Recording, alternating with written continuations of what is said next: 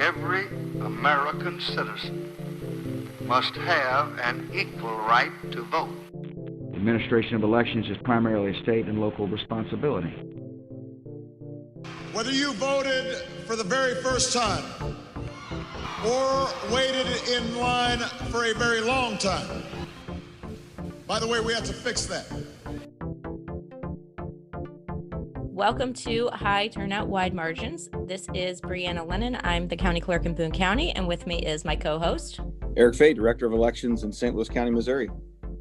And we are incredibly excited today to have Matt Masterson on the show during his 2-week vacation before you start at Stanford.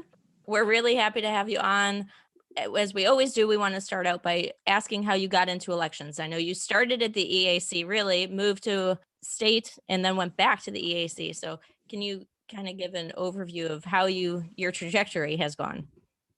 Sure. And I love that you guys always ask the elections origin story, because it's always fascinating to hear how folks get into this. And mine actually starts with a person familiar to Eric as well, and Brianna, I'm sure you as well. I started as a legal intern to then EAC chairman, Paul DiGregorio. So I got out of law school, headed to Washington, D.C. and worked for Paul. I became his special assistant, and then eventually went over and worked as the deputy director of the testing and certification program at the EAC. So I got to get my hands dirty working on the VVSG, working on testing and certified voting systems, understanding the technology. And then in 2011, I went home to Ohio and worked in the Secretary of State's office, starting as deputy elections director under Matt Damschroeder, who's someone I learned the nuts and bolts of elections from, as well as Keith Cunningham, who was there at the time, and then became the chief information officer in the Secretary of State's office, which was an incredible learning experience for me, and eventually the deputy chief of staff and chief of staff. And then I got a call one day asking if I would be open to being a commissioner at the EAC from then Speaker Boehner's office. So went through that process, which was insane and something I never thought I'd do.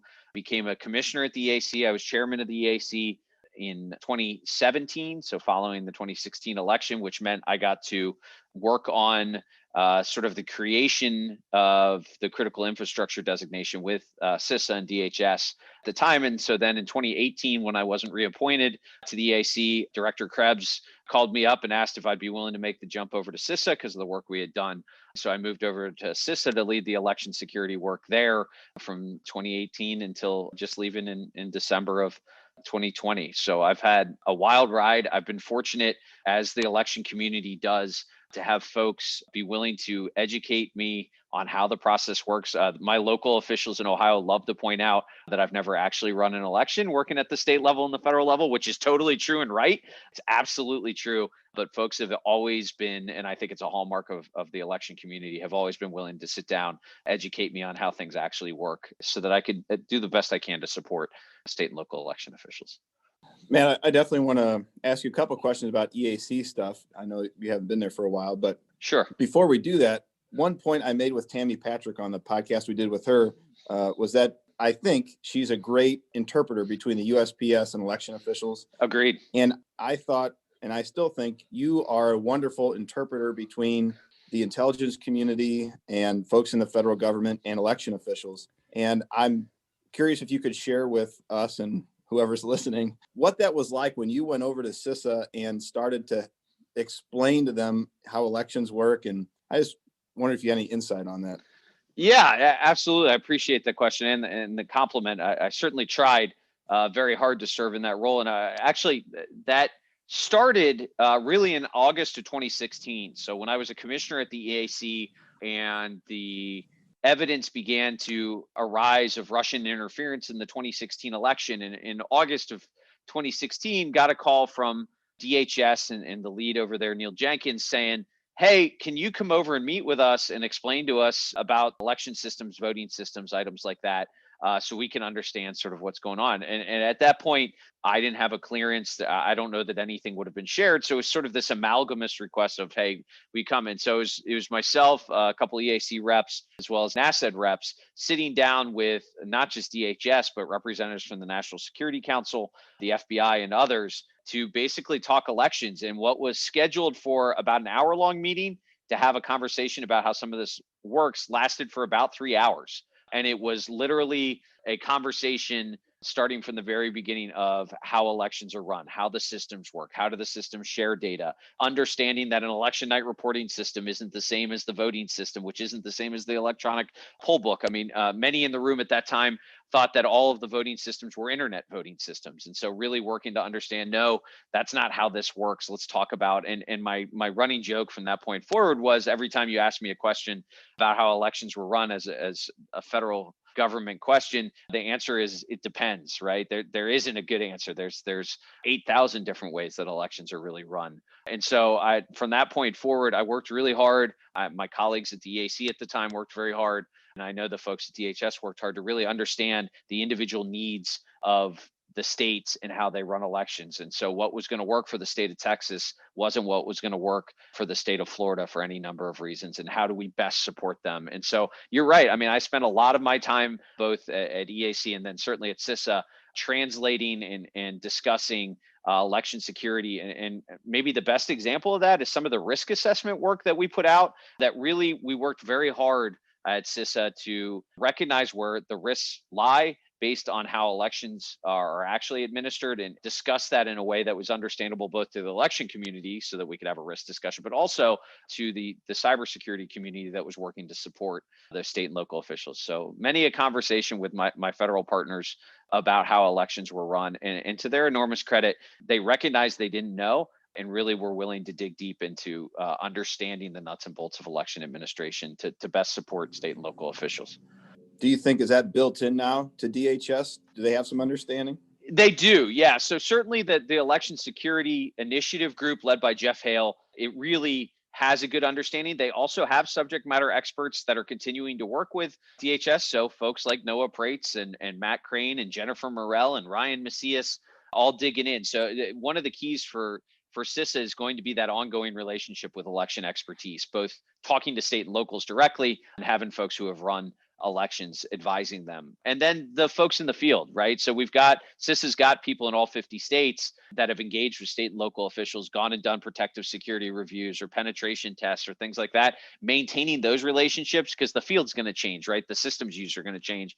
And so staying up to date and understanding, I think it's built in at CISA. I think the understanding for now built in across the federal government, but it's going to take an ongoing commitment to really understand that. Staying on the security angle for a little bit, we talked with Ben Hovland on a previous podcast, and I asked him a lot about VVSG and where we are with that, so on and so forth. How important, if at all, is it that we have an updated version of VVSG in terms of security of the voting system kind of writ large? You know much better than me about what is in there and what could be in there. Is it going to make a difference as to how secure our voting system is? Yeah, I think it's extraordinarily important and was a priority for me when I was at the EAC. Having up-to-date standards, but perhaps more importantly, having a process that supports nimble response to the community and innovations in the community in this environment is going to be immensely important as we look at the security challenges around the voting system and supporting things like risk limiting audits, supporting greater transparency of data around the systems. If we've learned nothing else, and I think we've learned a lot from this election cycle, it's this ongoing need to embrace both auditing of the process and transparent auditing of the process. And the systems have to be able to support that for that to take place, right? And improving the security requirements, you can't just update the security requirements once and call them updated, right? That's an ongoing need. There has to be a feedback loop. So as CISA, as other entities are out doing penetration testing, assessments in election offices, how does that information get back into the standard setting process? And then is the standard setting process nimble enough to respond and take that feedback in and adjust the evaluation of the systems? Same goes for accessibility, right? We can't continue to have requirements for accessibility, usability that date back to 2005 when every other industry's progressed far beyond that in supporting that. We need a nimbleness in the process of feedback loop. Really what we need is both the security and the accessibility, usability design elements to take place as the systems are being developed, as opposed to just being tacked on to pass a certain standard, right? So I think, and I know we worked very hard when I was at the EAC in building a set of standards that can be nimble and responsive. You don't want certification to be the reason that we have outdated or unsupported software, for instance, right? A certification process should incentivize patching of systems, not limit patching of systems. And so how do we build that into the process and support that, encourage it? Things like bug bounty programs or open-ended vulnerability testing, those are all going to expose changes to systems that need to take place. And if the certification process can't keep pace with that, it's failing the community that needs it the most. So it's critically important, but perhaps more important than the actual standards is the program built around it that can support the kind of dynamic nature of the systems at this point. And it's wonky. I don't know if the others have talked about, but having a common data format, allowing these systems, voter reg, e-poll books, voting system, ballot delivery systems, all able to exchange data in a seamless way, and then making that data usable and available is really important. So I hope that gets done, gets incorporated into the VVSG and into the systems to promote that as well. Yeah, you've been an evangelist for the common data format. Yeah. It's the nerdiest of all election topics, but it's so critically important because there's just so much that could be done if we had it. And I know, and I know you all know, many of your colleagues and my peers purchased systems thinking that they'd be able to communicate together, and they don't. And you've had to come up with workarounds or pay for the translations that otherwise should be taking place in these systems. So it's I believe really strongly in it. Do you think as we're moving towards adoption of being more nimble and having more common data and, kind of standardizing things across the board, do you think that's going to drive down any of the costs that we have? I mean, we laid out $1 million to make our replacement, and we're a mid-sized county. Thankfully, we had the money to come up with that, but there's plenty of places that are taking out loans to do that or just unable completely to replace what they have until they get federal grant money. Yeah. And I think so. I hope so. I'm optimistic on that front. If for no other reason, then we're continuing to see innovation by election officials in a number of counties in how they deploy and administer the elections to both provide greater options for voters, but also to limit the systems or the technology that may be needed that's driving up the cost, right? So we've seen use of commercial off-the-shelf scanners, which are both or can be at times more affordable or replaceable, more easily replaceable. Use of tablets and things like that. And so I think industry will respond to what the customers demand. There's always going to be a demand, I think, from the election community for a monolithic system that a county can just place out there and use, because there isn't, as you all know, many of your colleagues have little to no IT support, little to no resourcing. And so that ability to deploy that one system and put it out there is needed. But I think for a lot of counties, as they've embraced the security conversation, invested in resourcing, that nimbleness and flexibility is going to lead to changes in the marketplace and how they respond. And we're seeing that already in jurisdictions with the deployment of some of these systems. And so I think that's what you're going to see. It's hard to make an argument that deploying a voting system that it can't be, and through no fault of the vendor, by the way, can't be upgraded or patched or supported anymore, that's 15 years old in this environment is healthy. That's not a healthy environment. We need to really tackle what's causing that and how we solve that problem. And in the end, by the way, the key that's being adopted by counties and states across the country is what's in the VVSG known as software independence, for all of us known as auditability, right? If we can embrace auditability, it's going to, I think, create flexibility. If you're doing good, efficient, effective auditing of the vote count and really of the process as a whole, I think the flexibility of what you can offer, the technology that you can use increases, because you're able to offer evidence that the election was secure while offering that flexibility. And one thing that was a challenge for us in 2019, we purchased new equipment in St. Louis County, and I went back in the records, and our county hadn't purchased voting equipment with county funds since I think like 1973 or 4, when they bought the punch card system, because in 2005 they had the HAVA funds to buy the equipment then to replace punch cards. So I think that's something that's playing out all across the country, and funding at the local, state, and federal level is going to continue to be a challenge. Without question, it's, a lot of the focus understandably goes on Congress. I get the conversation. I think it's important, But to the extent that states and localities own elections, and they do, right, constitutionally and otherwise, and they should. We saw the benefits in this election of that being the case, right? That means that states and localities need to invest in elections, right? And that it's not, you all work more than one day a year. You run a bunch of elections. You're in many counties the largest IT operation in the county and should be funded and supported as such.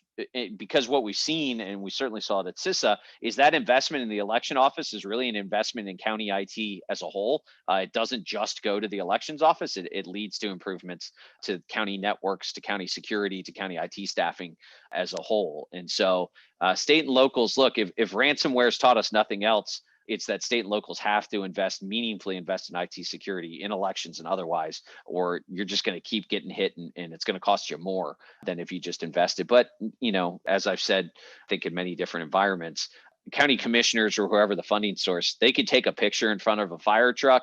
It's really hard to take a picture in front of that server, right? That's just not as good. Maybe if we put the server on the back of the fire truck, we can make it more attractive. I don't know, but we got to see that level of investment and support from the state and county level and the federal level. But the feds get a lot of the conversation, but the state and locals are the ones that own this thing. The shift from how the states, because I was in the Secretary of State's office in Missouri in 2013, and I remember there being pretty widespread distrust of what the federal government was going to come in and they were going to try to audit our stuff. And that has just completely swung the other way, where people are asking DHS to come in and do this penetration testing and make sure that they are up to speed on everything they need to be. I know that you talked earlier about all of the conversations that happened at the federal level and that NASAD was there, but how do you think that ultimately filtered down to the local election authorities to be comfortable with that as well? Yeah, it's an awesome question, Brianna. In the trusts that we now have, I mean, CISA works with all 50 states, right? Literally thousands of local jurisdictions too, in some form, whether that's just ISAC membership, that's services, that's on-site physical security reviews, which we didn't talk as much about, but we literally got to thousands of local offices and did physical on-site inspections. And that was important, not just for the security of the offices, but to begin to build that trust and relationship, right? That our folks weren't just coming in and telling local election officials how to do their job. There's a recognition we have no idea how to run elections. You all do. But it was a give and take about, here are some practices if you can't do these. So for instance, the election office has to be accessible, so you can't put huge barriers in front of it. Okay, let's talk about what we can do to secure that. And so I think CISA was able to earn the trust by, one, respecting the role of the state and locals, that you all run elections. We happen to know a little bit about both physical and cybersecurity, can help. And then two, providing value. In the end, we're talking about a resource-starved environment where CISA was coming in and providing free support and resources that had some value to the states and to the locals. And so it's easier to build trust when you're bringing a support, some service, some information that otherwise doesn't exist and can't, in many places can't be bought, or, they can't afford it. That dynamic, that trust is always tense, and rightfully so. I always said that the state and locals have a healthy skepticism of CISA, even today, that every day at CISA, we knew we had to renew that trust by providing that value. And if CISA or any other federal entity isn't providing that value, then they're not renewing that trust, and the states and locals are rightfully going to push back and say, you're wasting my time, which I don't have a lot of. It's probably my most valuable resource, and you're not providing any help or support. And so our challenge at CISA the whole time was, one, to build those relationships, to have, that, to know who each other was, but two, was to provide that help, whether it was cyber hygiene scans or just information passed from the ISAC.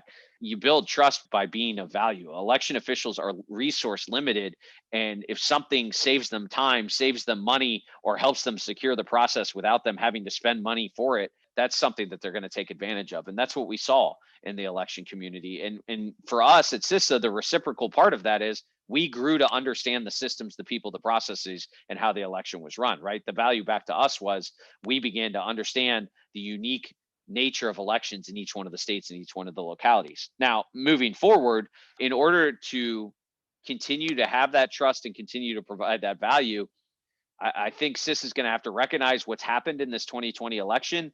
Things like rumor control, support around disinfo, combating disinfo are going to be a necessary part of that mission with election officials. We've seen it.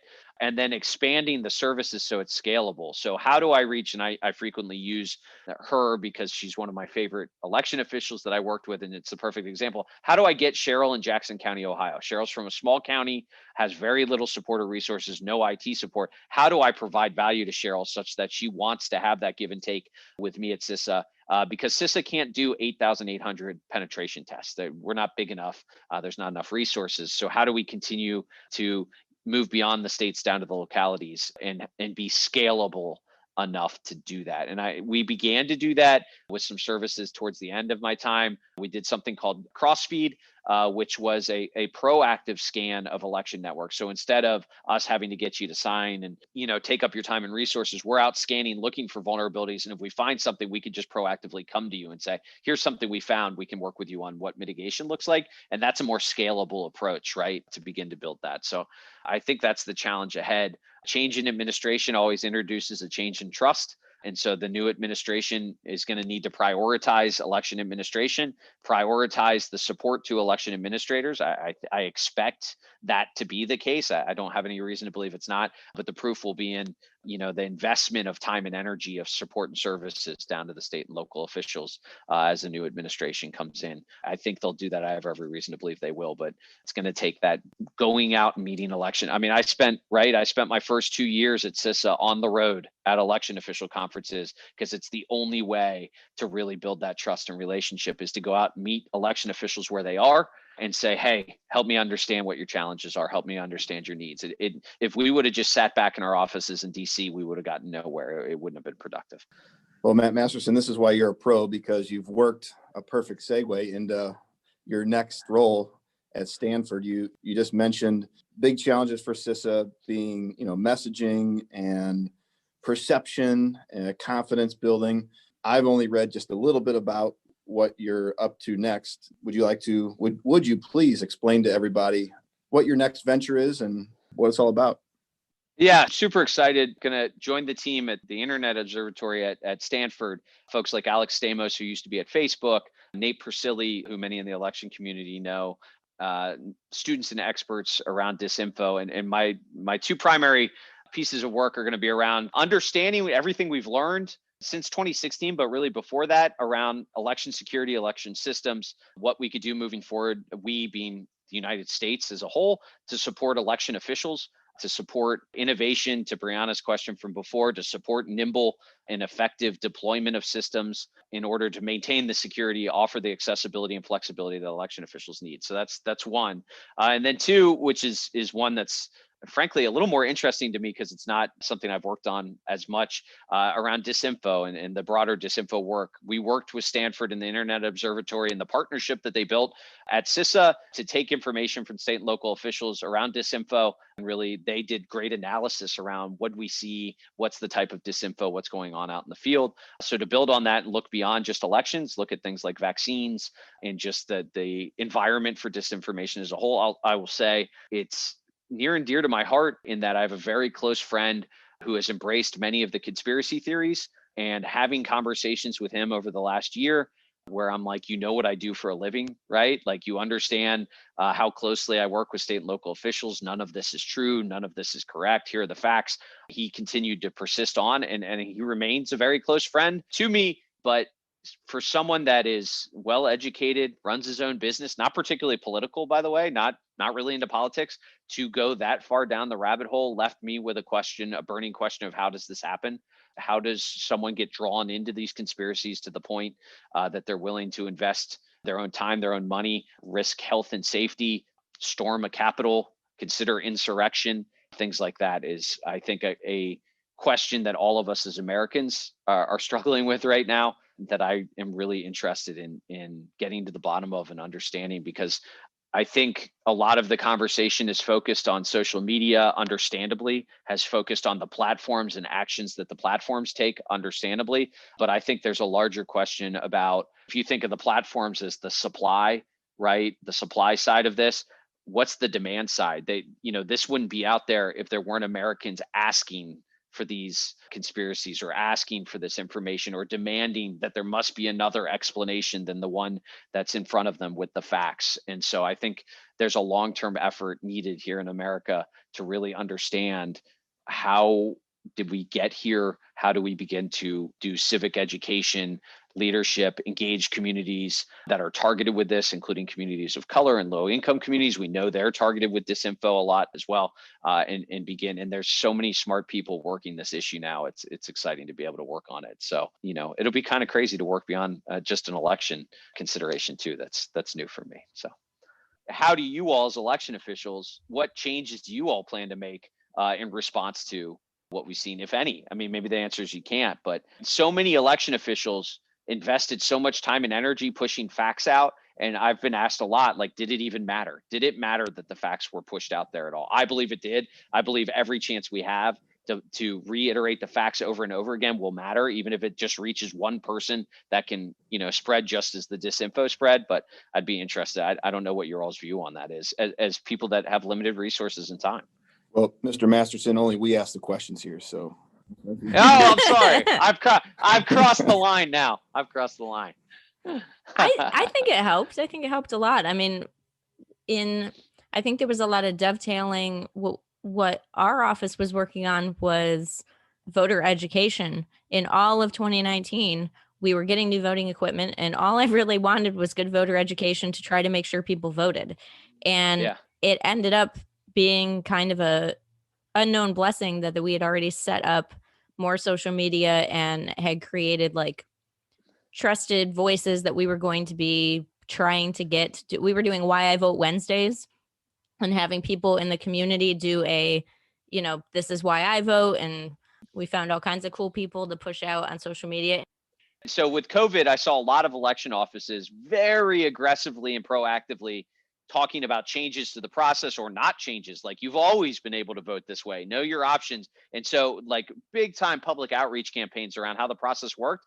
And I saw a lot of election officials post-election, as the insane conspiracy theories came up, using those same channels and that same messaging to reassure voters that the process works. So they would say, remember how we talked about you have this option? Well, here's the steps we've always taken to secure vote by mail, or the steps we've always taken to secure the voting systems. And so that public outreach aspect that I think a lot of election offices implemented, because they were either changing or updating processes with COVID, they used that post-election to push, I think, really effective messaging. I will tell you, for our rumor control site at CISA, we spent a lot of time pulling information, reading information from state and local officials to make sure we got the rumor control right, and we linked to the trusted sources of information. I think state and local officials did a really effective job pushing back. And all we hear about is the insane conspiracies. What you don't hear about is the people that got the information they needed and went, okay, I know that my county has this under control and I have the information I need, and I trust the process, right?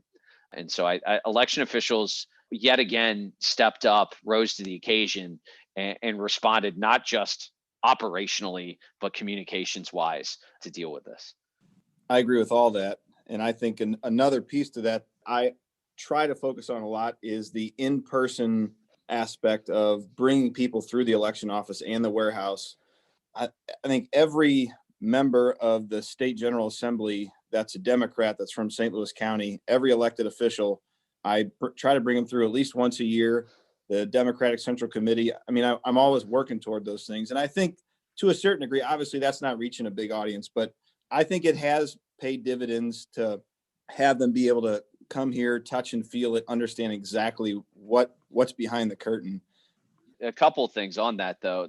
One is election officials have for years, but I think more and more are doing exactly what you just described, bringing people in, and what I've seen as a translation to that is, yes, state legislators, I think you raise a good point, but the best reporting I saw on elections around all of these conspiracies was local reporters who have been in the office, have seen the systems tested, have seen how you all do ballot chain of custody and controls. And so local, and that's not that there was some really good national reporting. I don't want to make it sound like there wasn't, but local reporters really dug into that and responded back to say, when some of these insane hearings were happening at the state legislature level, literally would put pictures and Twitter threads together of, I was just at the Board of Elections. Here's what I saw. Here's what I experienced and how they prepared. And that's invaluable at that point. And that's legwork you put in before the election, right? That's not occurring at that point. That's the level of effort you put in before. And then what has shocked me in this post-election timeframe with these insane conspiracies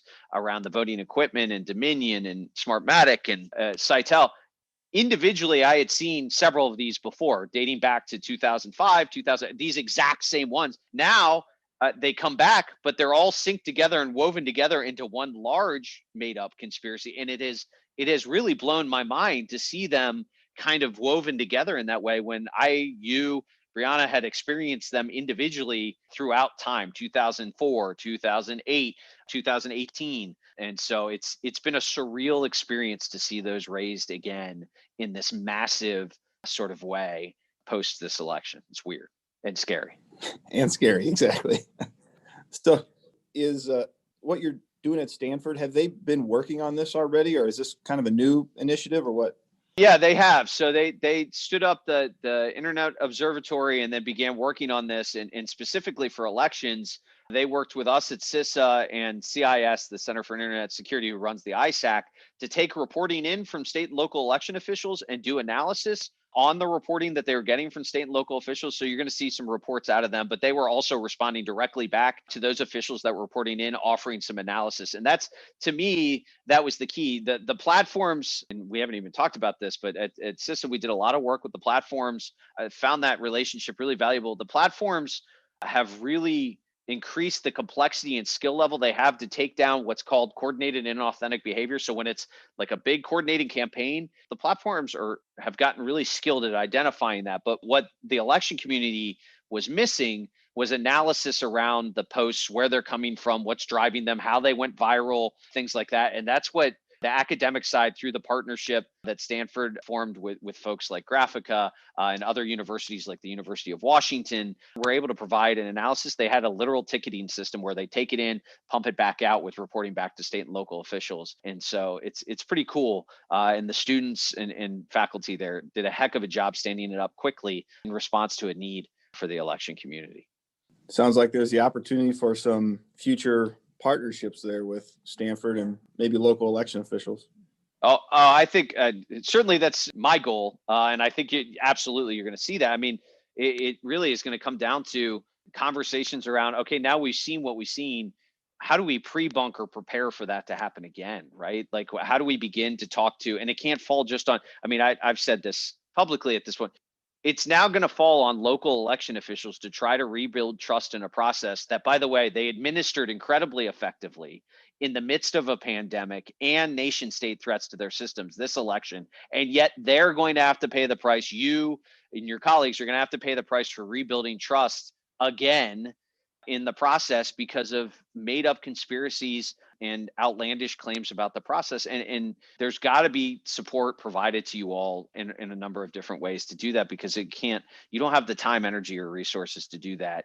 It shouldn't fall just on you because you didn't create this. This was, I mean, I don't know what your all's reflections are. In my experience, sitting in the operations center on election day at CISA, connected to literally thousands of local election offices in all 50 states, this was as smooth a presidential election as I've experienced. That doesn't mean there weren't issues. There always are, but it was nothing pervasive, widespread, and local election administrators did a hell of a job administering this election. And then after the election, all hell breaks loose because of lies and outlandish claims.